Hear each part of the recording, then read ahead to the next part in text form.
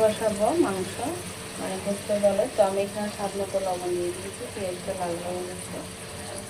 এই পর্যায়ে লাল মরিচের গুঁড়া দিয়ে দিলাম, হলুদের গুঁড়া দিয়ে দিলাম, রসুন বাটা দিয়ে দিলাম, ধনিয়ার গুঁড়া, জিরার গুঁড়া, সব মশলা দিয়ে সুন্দর করে আমি কষিয়ে নেব। তারপরে এখানে গোস্তগুলো কষাবো।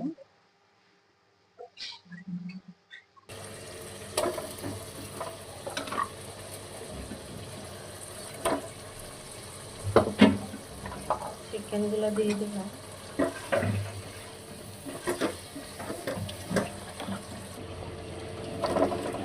আলুগুলো দিয়ে দিলাম,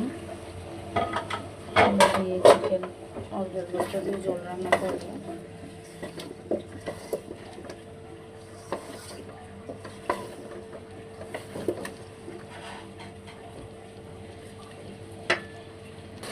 তো দেখুন আমার মুরগিটা কষানো হয়ে গেছে, এরপর আমি এখানে তেল দিব। আর আমি চিকেনটা আগে হালকা করে ভেজে নিয়েছি। বাটার কারণ হলো চিকেনগুলো খুলে যায় কষানোতে দিলে।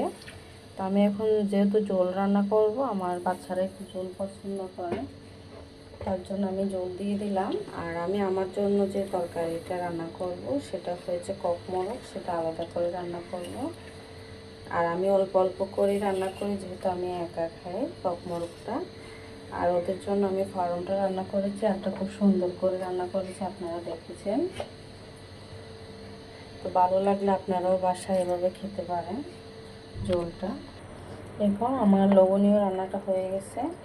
আর এখানে আমি ভাজা জিরার গুঁড়া মানে সব ধরনের মশলা আছে, এখানে প্রায় 20 আইটেম মশলা। সব কিছু আমি বাজি নিজের ঘরে ব্লেন্ড করে গুঁড়া করে রাখি আমি রান্নাতে দেওয়ার জন্য। তো এই পর্যায়ে আমার এই ঝোলটা আমি নামিয়ে নেব। তা আলু যেহেতু দেওয়া হয়েছে, আমার এই ঝোলটা কিন্তু থাকবে না, ঝোলটা আরও গাঢ় হয়ে যাবে ঠান্ডা হলে। তো এই পর্যায়ে আমি তরকারিটা নামিয়ে নিতেছি। আসসালামু আলাইকুম এভরিওয়ান, আমি চিকেন রান্না করব। আর চিকেন হয়েছে কক মুরগা, আর কক মুরগাটা যেহেতু আমি খাবো, তার জন্য আমার জন্য আমি আলাদা করে রান্না করতেছি।